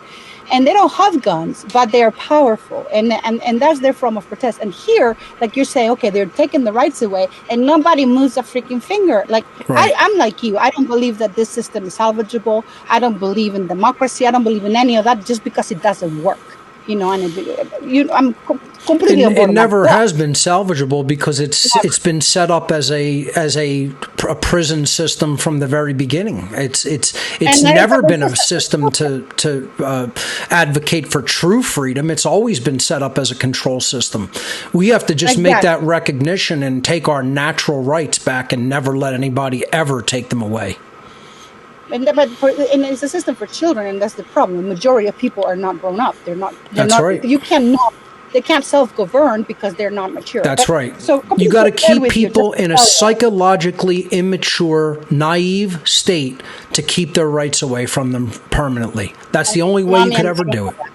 Yep. Yeah, absolutely. But that said, if they're literally down the street and here in Austin, whatever, going to decide on something that is going to affect you directly, well, I've walked myself over there to go like, hell no, right? And I'm dismayed at how few people are there. We're not gone. It's disgusting. So you guys have the sense of power that, a lot of you understand, my liberal friends will kill me right now, but I don't care. That is what I think. And they have that sense of empowerment. That's great. But at the same time, when you need, 1 million, literally 1 million, 2 million, 3 million, and a lot of million people could show up here in the States to say, hey, no, that's it. No, right. That's the lost word of all power. There it is. No. But nobody shows up. Yeah. And that's, so I think we have that to learn from there because they show up. And then, of course, they're infiltrated and the police actually, pose. And I've seen that happen in person.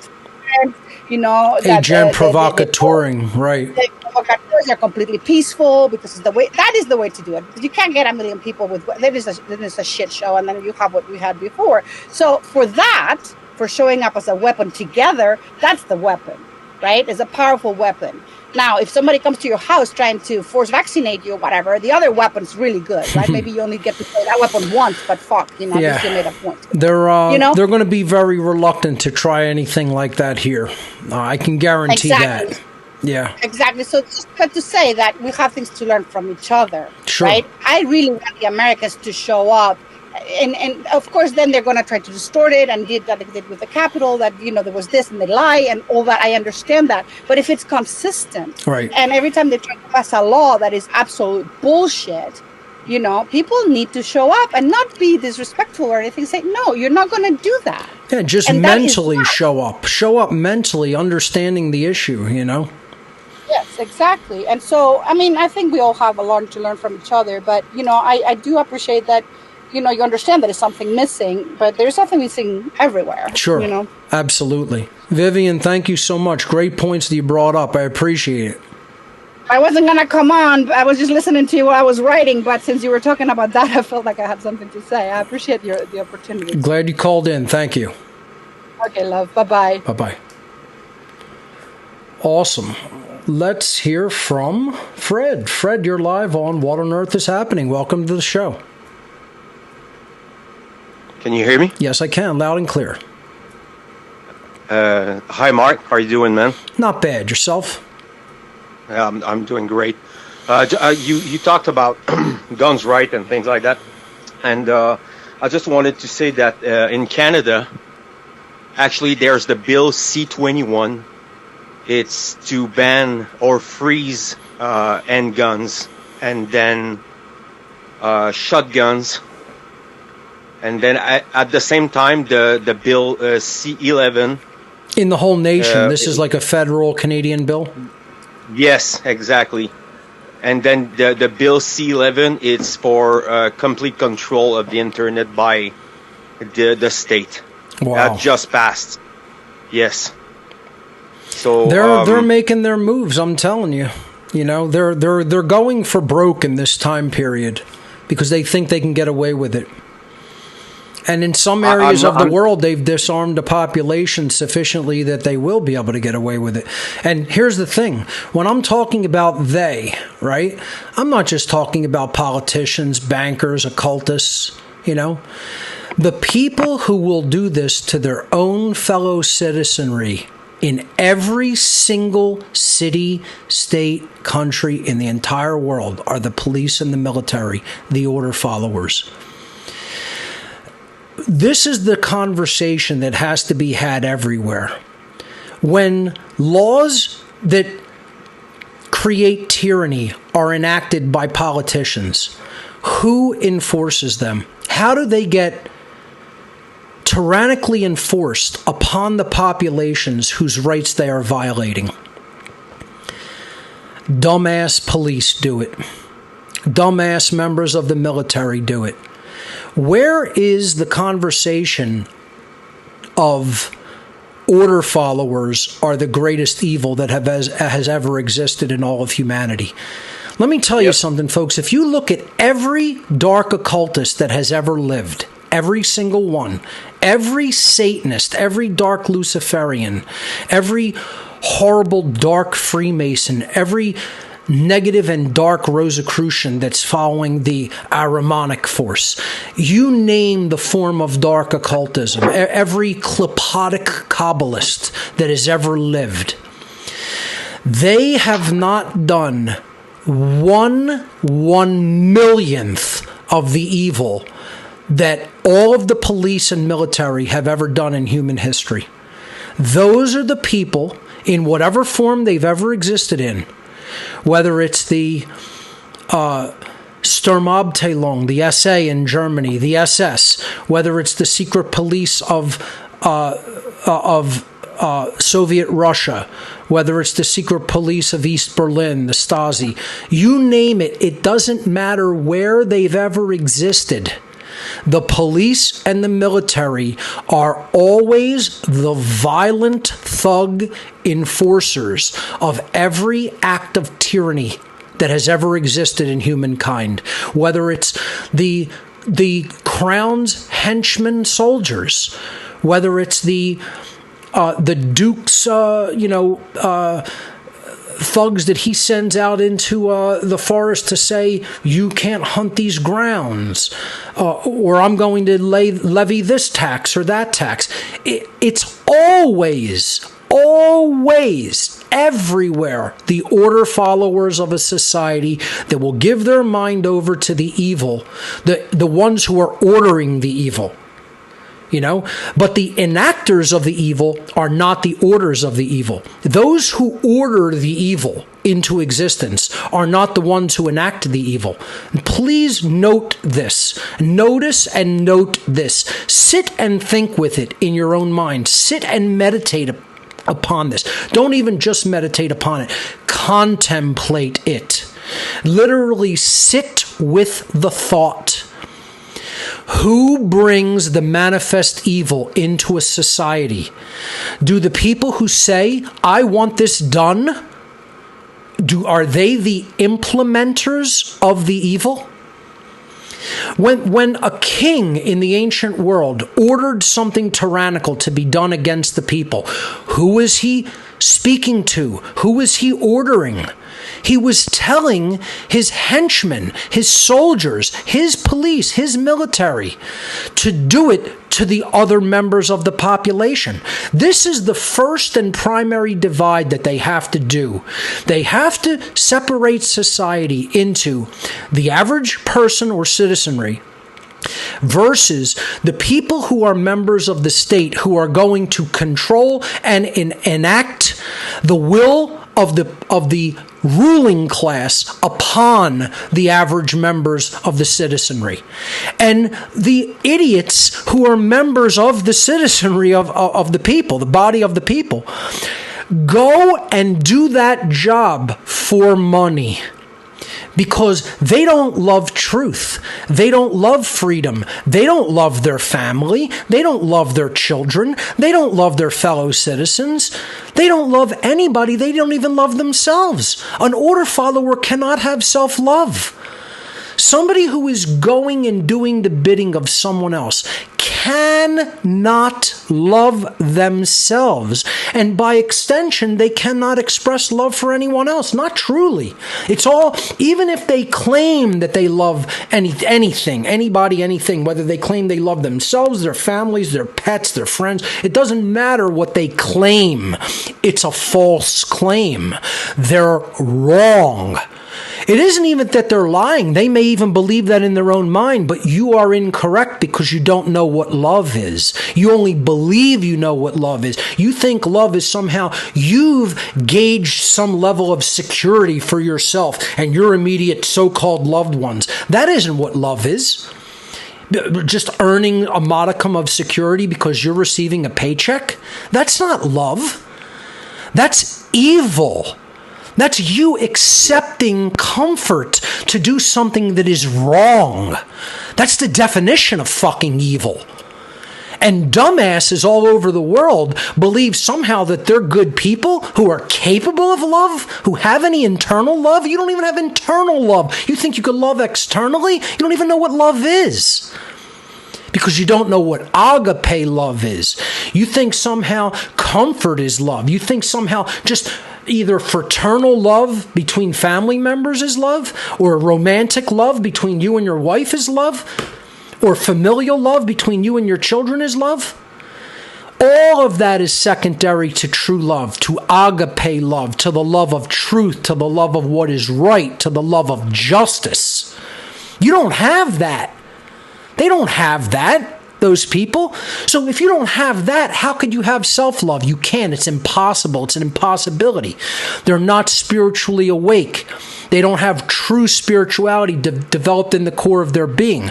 They don't understand what real love is. They don't understand what real togetherness is. They don't understand what justice is. They have all distorted senses of all of these things. It's all a satanic inversion where those ideas are completely turned upside down 180 degrees. And then they want to believe somehow that they're good people. They're the trash of the world. They're the absolute detritus.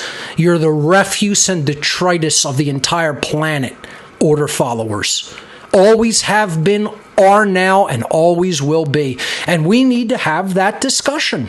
Why aren't more people, when I turn on the alternative media, why aren't they railing against the order followers of the world?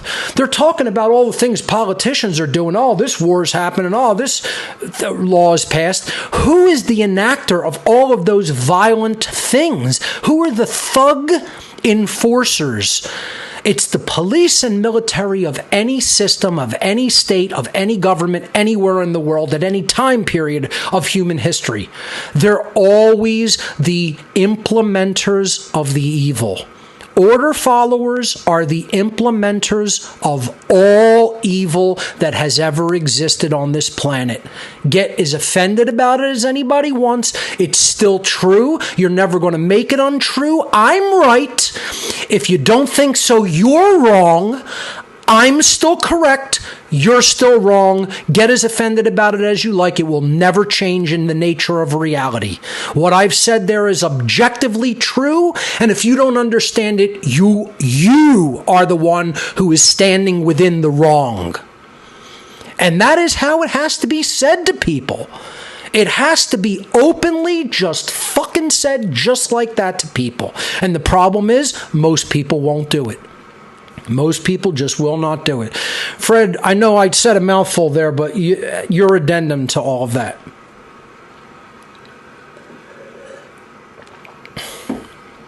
Are you still there? I'm not hearing you. Fred, if you want to add anything to that, go right ahead. If not, I'll let you go and move on to the next caller.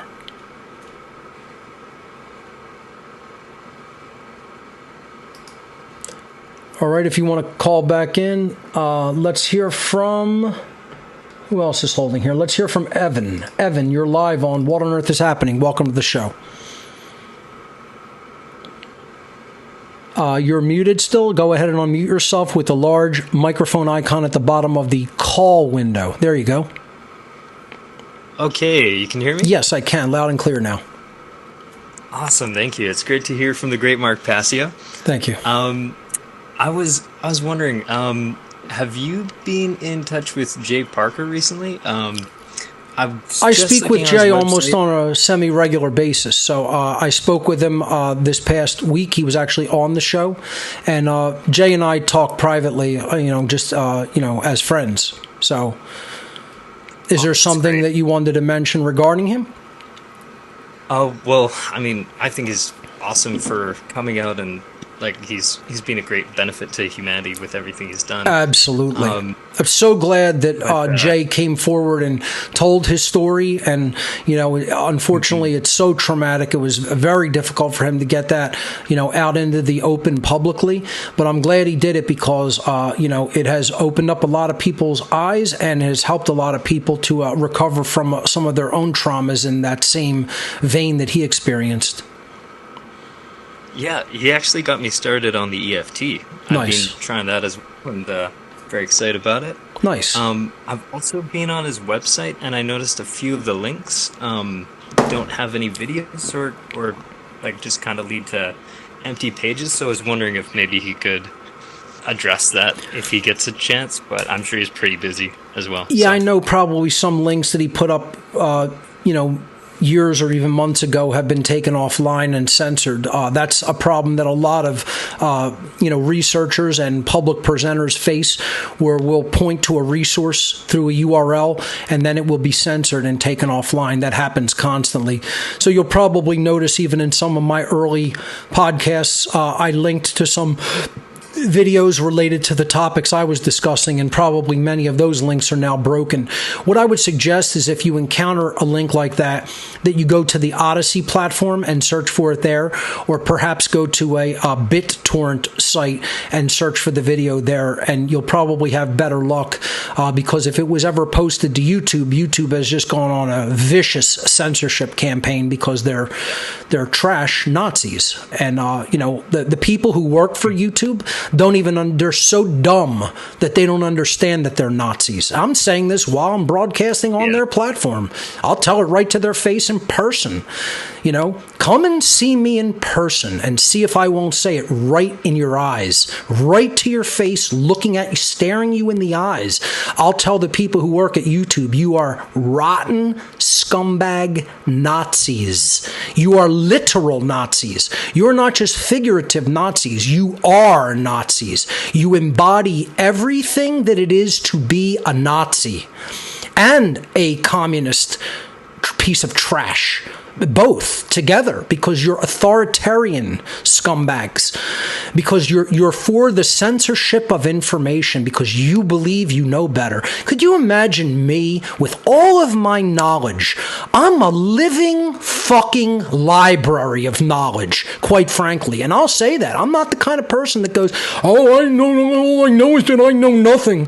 No, wrong. I'm a fucking living library of knowledge, and I'll be the first to tell people that. And you know what? That knowledge is hard fucking won.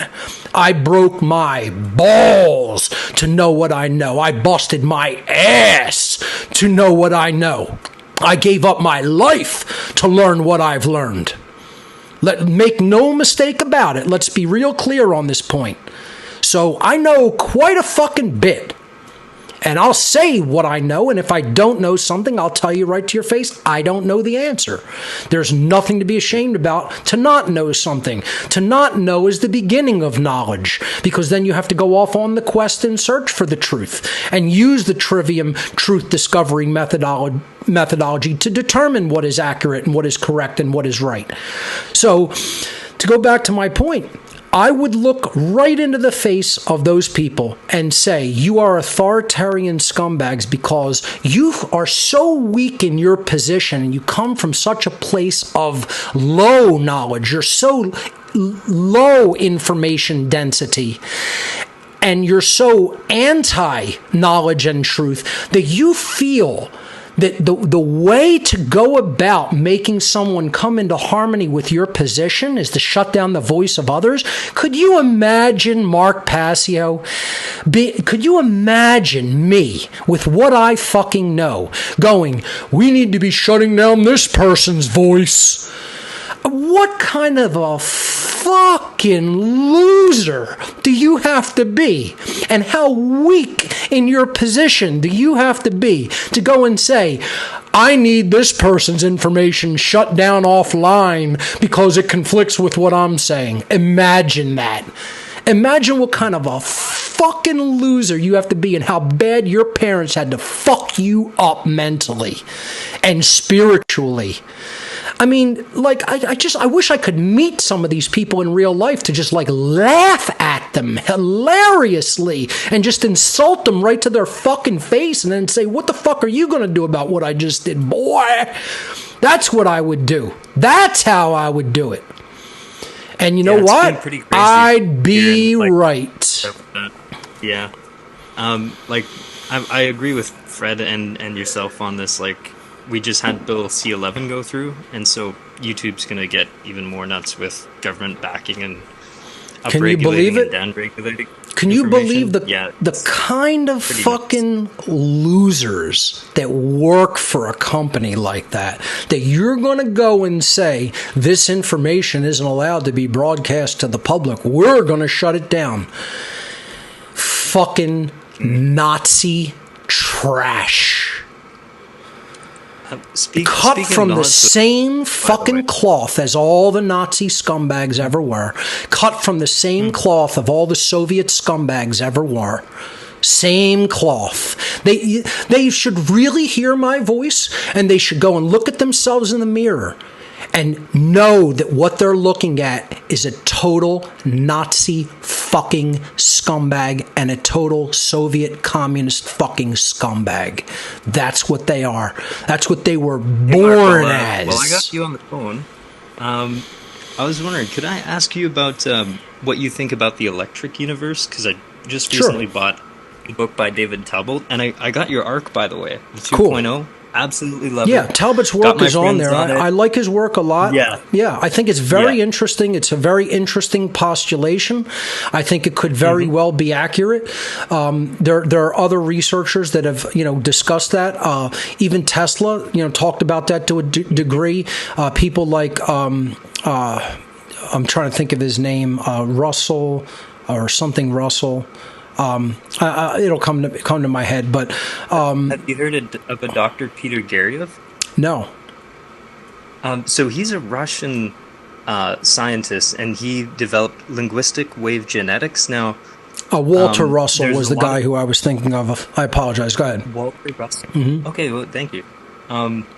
He is a Russian scientist who got a Nobel Prize nomination for healing the organs in rats in Toronto using sound wave frequencies. Now, I know interesting. Rife I'm going to have to check him out, but unfortunately, Evan, I apologize. That's all the time we have. The show is ending, so I'll call in the next show, and I'll bring you on to continue with that. I'd love to. You got it. Thank you. Ladies and gentlemen, that's all the time we have for this episode of What on Earth is Happening. Remember, folks, government is slavery. We'll see you right here in a couple of weeks. Thanks for watching. Have a great night.